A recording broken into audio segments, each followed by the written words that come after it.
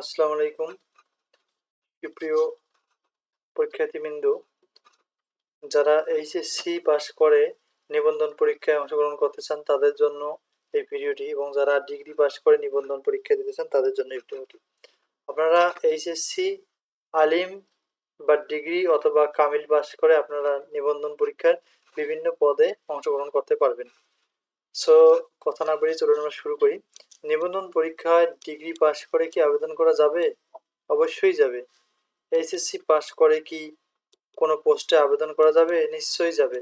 বর্তমান নিবন্ধনে এ ধরনের ব্যবস্থা রয়েছে।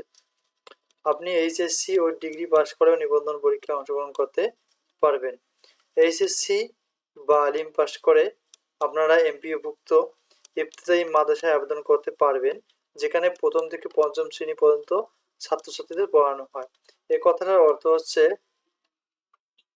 এইচএসসি বা আলিম পাস করে আপনারা এমপিওভুক্ত বলতে যেগুলো সরকারি বেসরকারি বলা হয়, কিন্তু সরকার বেতন প্রদান করে সেগুলোকে বলা হয় এমপিওভুক্ত, যেখানে সরকারিভাবে বেতন রয়েছে শিক্ষকদের।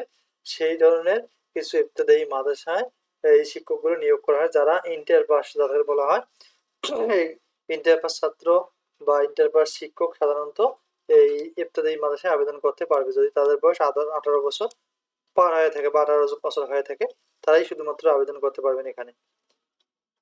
এরপরে ডিগ্রি পাস করে আপনারা সহকারী শিক্ষক হাই স্কুল পদে আবেদন করতে পারবেন, তবে কলেজের প্রভাষকে আবেদন করতে পারবেন না।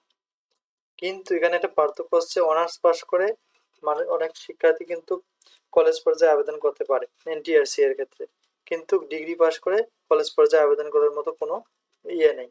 ডিগ্রি পাস করে শুধু তারা হাই স্কুল পদে অর্থাৎ সহকারী শিক্ষক পদে অ্যাপ্লাই করতে পারবে।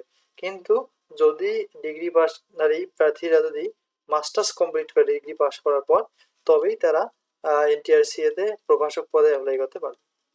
সুতরাং মাস্টার্স পাস করলে তারা প্রভাষক পদে অ্যাপ্লাই করতে পারবে, আর ডিগ্রি পাস করলে মূলত ইন্টার পাস করে যেমন ইবতেদায়ী, ডিগ্রি পাস করে তেমনি সহকারী শিক্ষক পদে অ্যাপ্লাই করতে পারবে হাই স্কুলে।